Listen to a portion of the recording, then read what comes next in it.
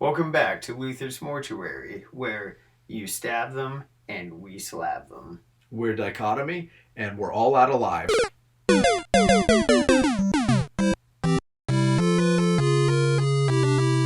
Thrill me.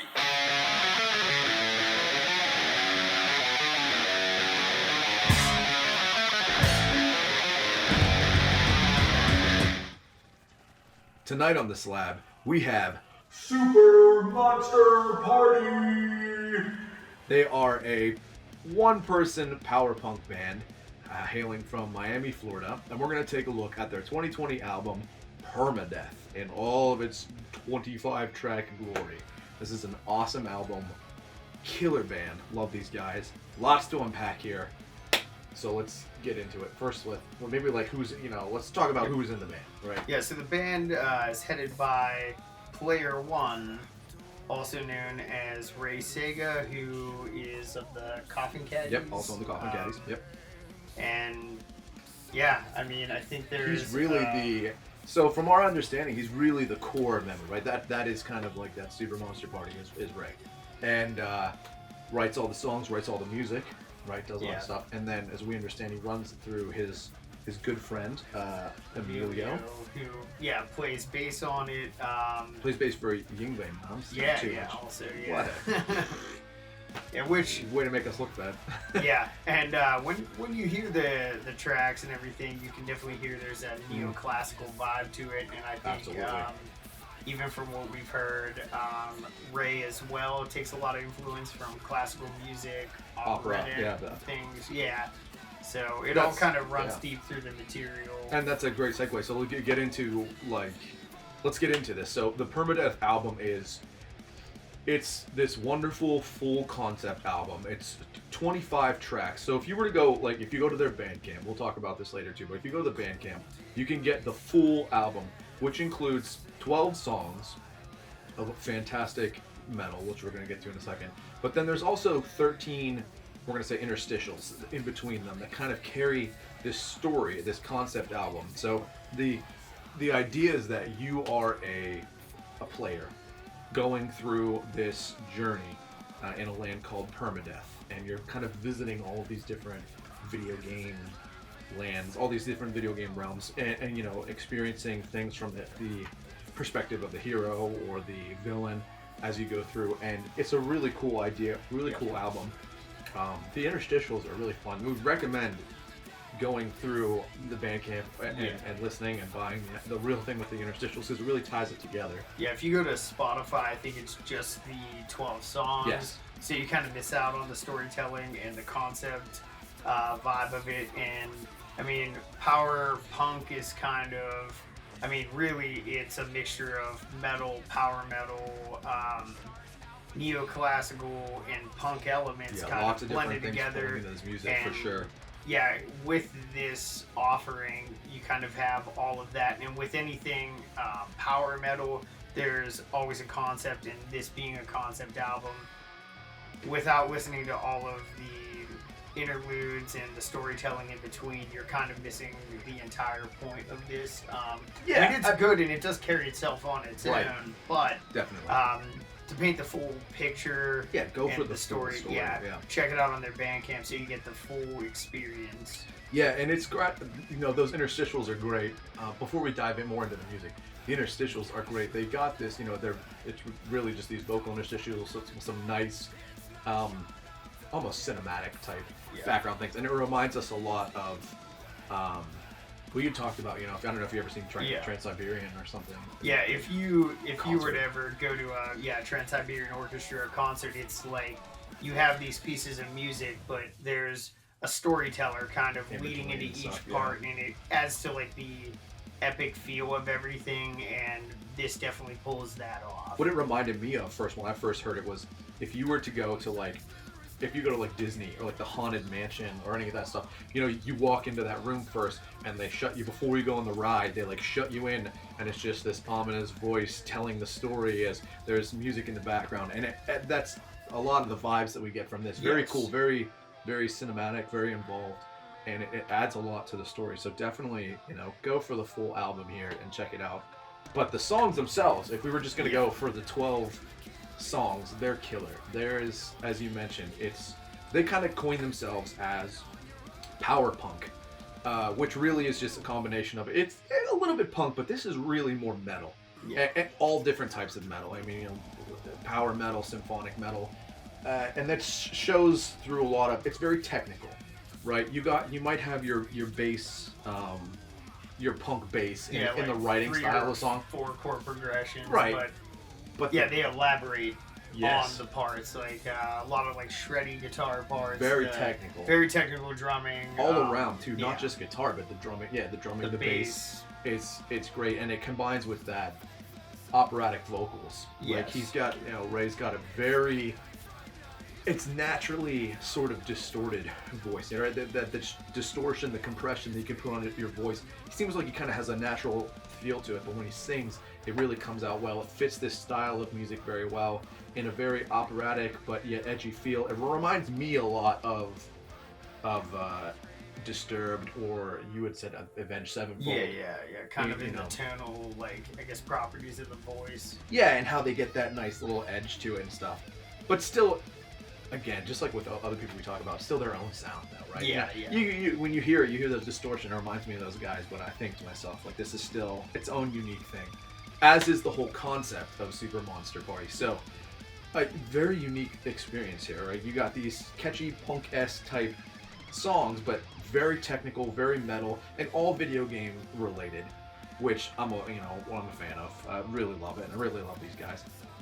And their songwriting, as it approaches these video games, is a lot of fun.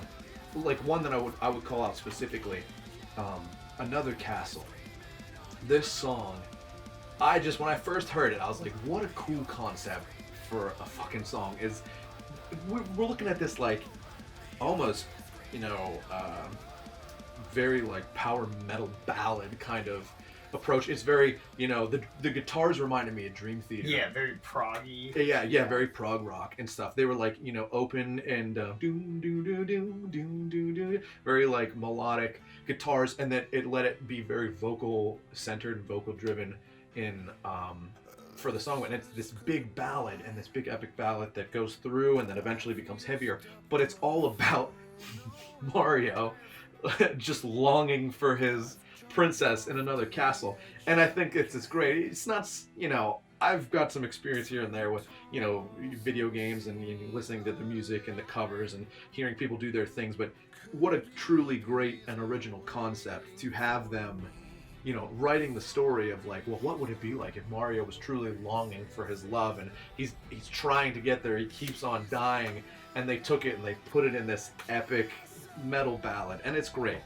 And they take a unique approach to the storytelling within a game. Yes. As like anybody who's into retro gaming or played the games like when they were younger, which you probably will recognize a lot of them. Yeah, it's very centric in the sense where you're a character, you're progressing through levels, you have challenges, but like you never really think of it as like, there's a longing. You don't have the motives the character is necessarily supposed to have. So yeah, the storytelling in these songs just kind of like takes a different perspective, gives you a different look at the games that you might have loved when you were a kid, which is really cool. Yeah, which is awesome, because for us being in the horror punk genre, like we do that as well, where we take horror stories and horror just movies, kind of movies, and we write about different perspectives that maybe you don't see or you don't. Yeah, you pay homage to them, but from the ideas that you like to take from it. Yeah, and so speaking of some of the games and songs, so did you have any favorites? My personal favorite song was definitely Fright Night. Fright Night. For one, like I don't remember playing the game, but there was a game based off of the original 1985 movie, and I mean one of my favorite horror movies is that movie. And again, if it spawned a game, I have to assume it was awesome in itself. Yeah. So, and hearing this song, it kind of it's got a very heavy, like metal vibe to it, but it's probably one of the heaviest on the album, if not the heaviest. It's probably it's the one that I think I gravitate towards most myself. So yeah, for sure. Any favorites for you? Well, I do love Resident Evil. That's one that they've been.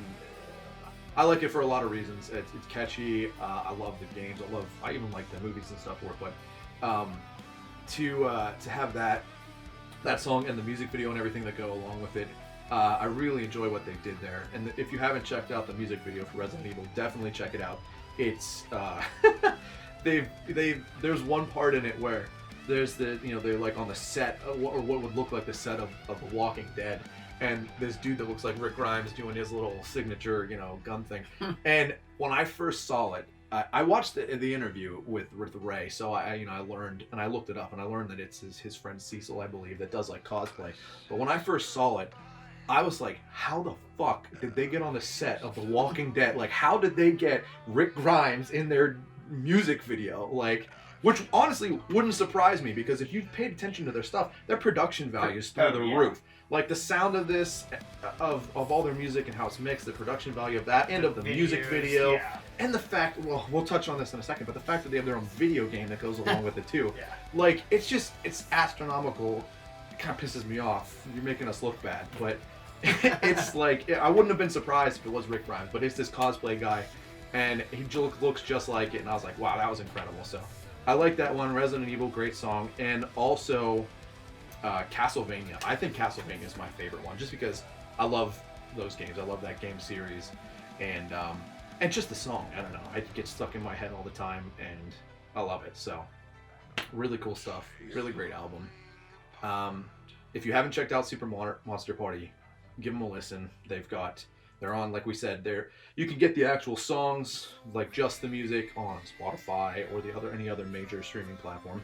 But if you want the full experience, go to their Bandcamp and get the full album with the interstitials. And I think and stuff like that. if you do get it off of their Bandcamp, there's a way to get a link to the video game as well. If you purchase it from them. Which we haven't played the game yet. We are planning to, but I plan to. Yeah. I'm excited to check that out. It's dungeon scroller as I gather from info on, so I'm excited for that. Check that out there. They also have a website, supermonsterparty.com, and you can go there to look at info and stuff, and they've got their merch, I believe, is through like a Teespring that you can get to on there. And keep an eye out for their new effort, which I believe is going to be a full-length album coming out. It was called Sidequest. I think the original plan was to have it be a side quest, a little piece, but they got a lot of material. They're going to make it a full-length thing, so keep an eye out for that. I'm really excited to hear that.